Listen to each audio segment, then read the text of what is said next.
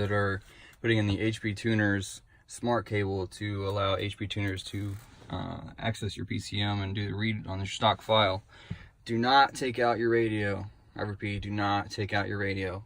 Do not take off the dash pieces. Do not take out the console. Don't even look behind this. It's not back there. This is how you do it. Pop off this piece of plastic. There's 2 screws, one right here, one right here, right? Take this whole piece, sorry, and pull it down. It's literally right behind here.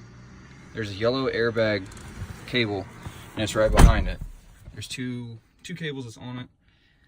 This is the wider of the two. I will include some pictures in here into what I did, but it is nowhere in the interwebs on how to put in this smart cable, but I found out the hard way, so I can do this right here.